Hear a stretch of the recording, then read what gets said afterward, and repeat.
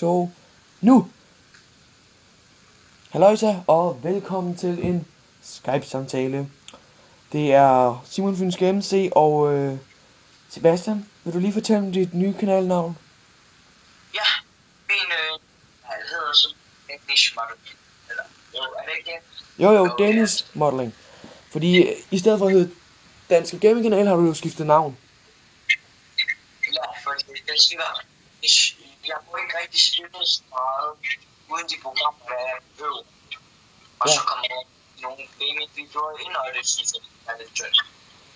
Ja. Så jeg besluttede mig for, at jeg vil prøve at fokusere på ikke fotomodeller eller nøgenmodeller, men at bygge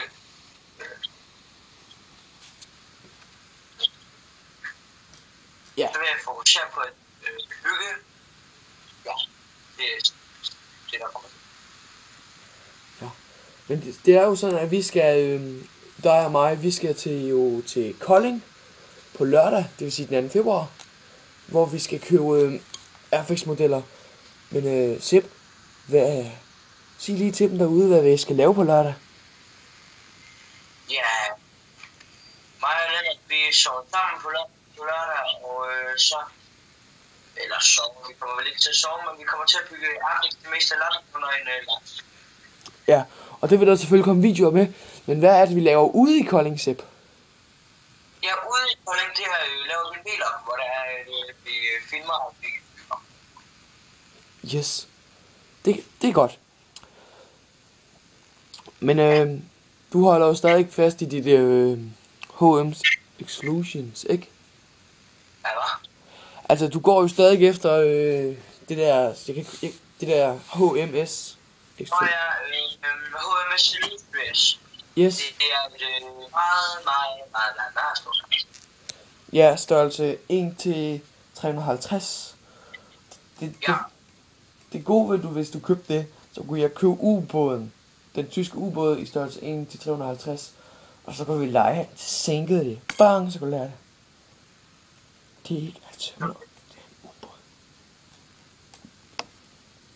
Ubåd, de er sgu meget dygtige til at skjule sig. Men du har jo selvfølgelig også en plan B, hvis der er. Ja, så jeg vil købe Battle of Britain gift set. Yes.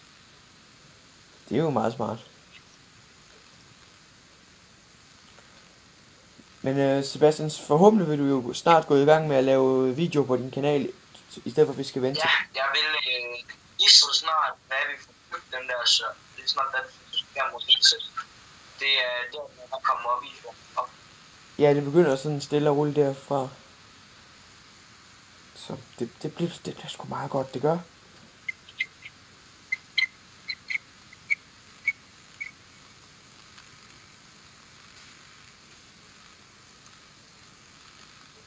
Men hvad er det egentlig, du så godt kan lide ved den der HM's? Ja. Altså mest det er et hangarskib, der følger nogle små fly med, og så er det stort, og det er lidt en udfordring at bygge. Men jeg ved ikke helt, jeg har faktisk tænkt lidt på, jeg ved ikke helt, om jeg vil købe det, fordi jeg har fået nogle gode råd fra Simon om, at giftsets, det skulle være rigtig godt, for der er for alle maling mennesker. Ja. Men det ser vi jo til den tid jo. Ja, det ser vi på. Hvis det så egentlig er, så må jeg jo bare købe noget maling af nogle mennesker, når vi er. Ja, det er så rigtigt. Selvom jeg mener, jeg har set nogle fyre på YouTube, der har sagt, at man faktisk får maling med til den. Det gør man ikke. Ja, okay. Så det er bare noget, de har vist. Det har jeg ikke helt forstået, så. Men sådan er det jo.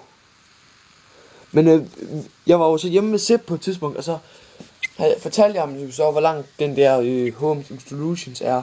Og den er 60, jeg tror det er 68 cm lang, og så den 10 cm bred. Så hvis det er, så kan man lige måle det derhjemme, hvor langt det faktisk er. Den følger jo en god idé. Ja.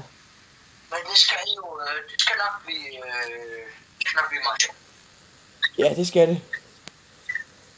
Sepp, hvis jeg skal sove over ved dig lørdag, så hvad så for noget mad skal vi så egentlig have at spise?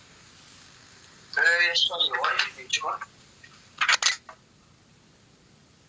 Nå, der gik Sepp lige, så går den lige her. Så vil jeg lige sige, at på min kanal, for den kommer også op på Sepps, den her, så er det vigtigt, at I tjekker mine unboxninger ud af giftsættet med en Splitfire og en Messerschmitt, så det er værd at tjekke ud. Og jeg kan så fortælle, at jeg er færdig. Ja? Vi skal måske have det. Det lyder sgu godt. Yes. Men Simon, jeg tror, at selv skal lave. Ja, sådan er det nogle gange. Hey Sepp. Altså så vidt jeg synes, når jeg ser på den der H&M's, så ligner det ikke en, der specielt skal bruge så mange farver, fordi den er jo næsten bare grå, rød og sort og hvid. Jamen det er den overhovedet ikke. Den er i rigtig mange forskellige farver. Ja.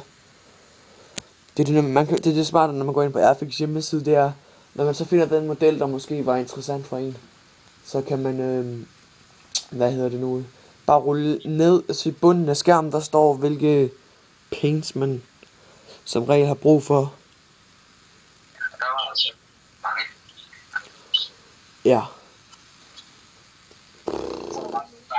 Jeg tror, der var nogen af 50 mening, man kunne bruge.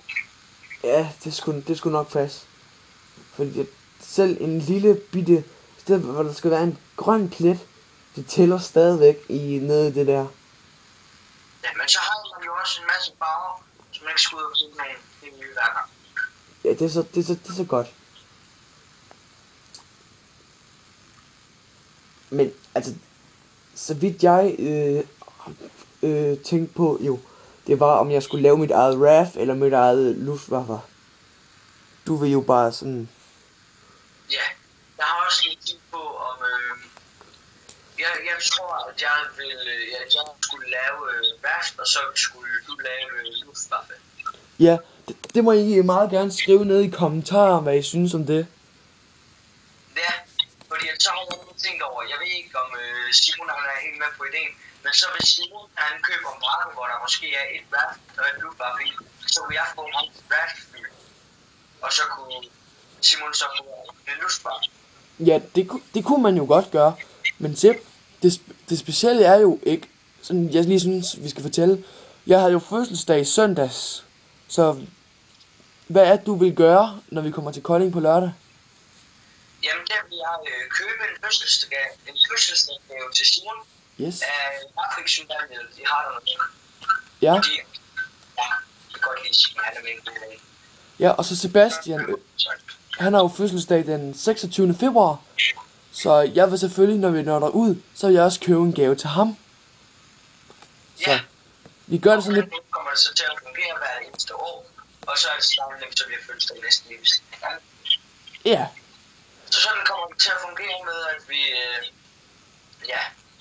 vi har vel egentlig bare tænkt os at give hinanden gaver. ja, men Sepp, du har jo fødselsdag den 26. ikke? Så jeg er lidt spændt på at se, om du kan lade være med at åbne den før din fødselsdag.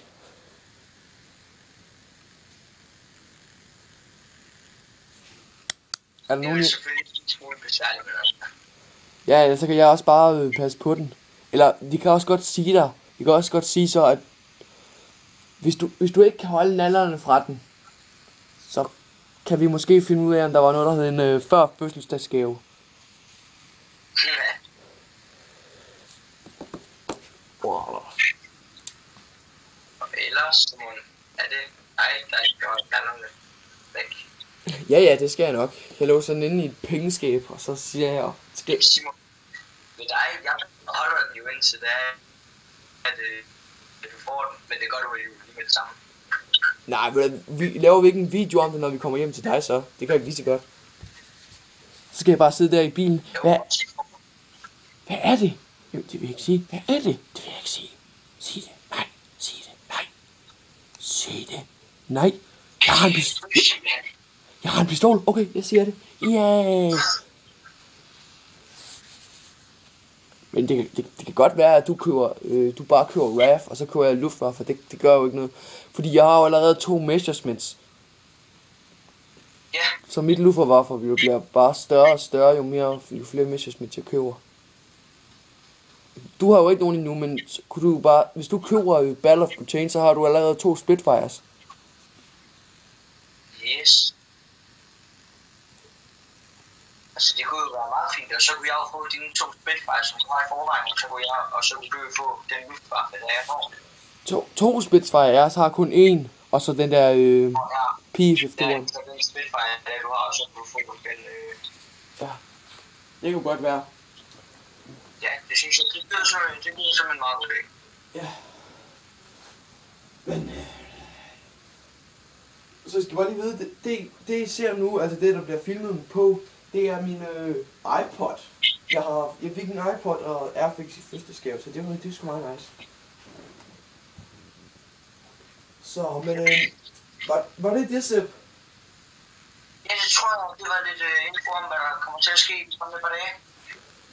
Yes, så glæder jeg til videoer, vlogs og buildings og reviews og alt det der. Yes.